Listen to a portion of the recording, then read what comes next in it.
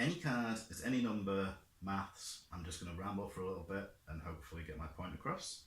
The instinctive way to look at the probability of any card at any number is to say the choice of picking a number is there are 1 in 52 numbers times the choice of picking a card, 1 over 52, means there is a total probability of that card being at that number of 2,704.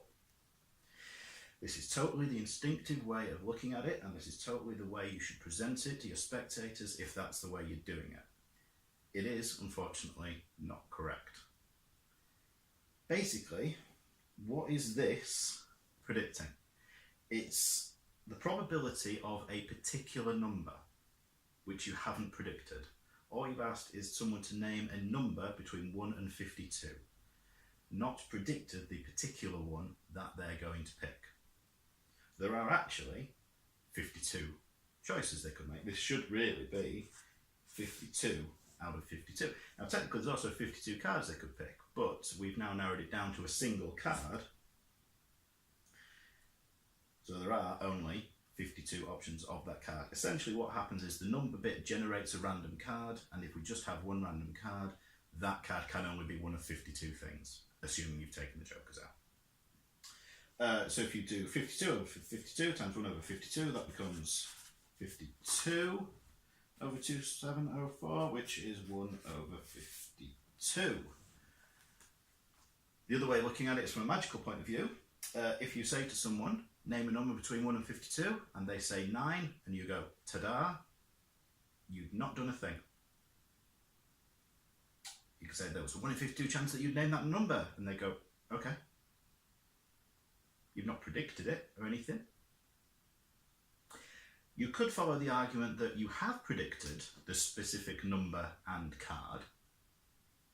So they've picked number 1 and they've picked the 9 of clubs, and you get your shuffled deck of cards out and number 1 is the 9 of clubs. And you can say, I have actually predicted that particular card of being at that particular number. And you would be right to say that that would be 1 over 2704. However, there are 52 outs in that deck. So number 2 will be whatever card, number 3 will be whatever card, and there are 52 options that they could have picked that would still satisfy the any card, any number within that deck. So again, this should be 52, which reduces down to 1 over 52. Basically, the choice is you're generating a random card, and then that random card is one of 52 things. That's all it can be. I once had a guy very aggressively arguing with me about this being 1 over 2704, and he was saying, I went to university, I've got a master's in mathematics, you should trust me, it's this, show me the combinatorial argument for why it's what you think it is. I went, okay. There are 1 in 52 factorial. 52 factorial is the amount of ways you can arrange a deck of cards. Yeah? So there are 1 in 52 factorial ways that a deck could come out. The odds of a particular deck being arranged in a particular order, all 52 of them, is 1 over 52 factorial. That's astronomical.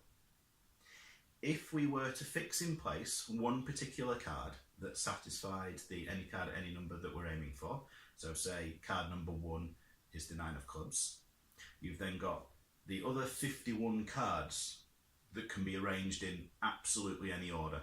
It doesn't matter, because you're only looking at that one particular one that satisfies the result.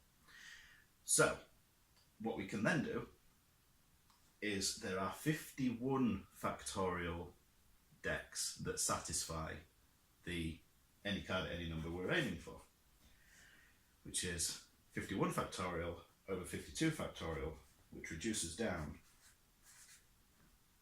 to 1 over 52. At which point he conceded that I was right, but refused to apologise for being a bit of a dick. If you're watching, you know who you are. I accept your apology.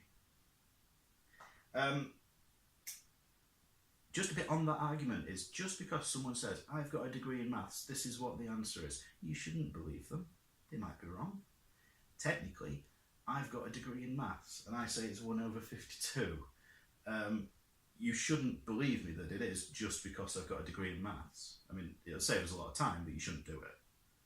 You should look at it this way and come to your own decision.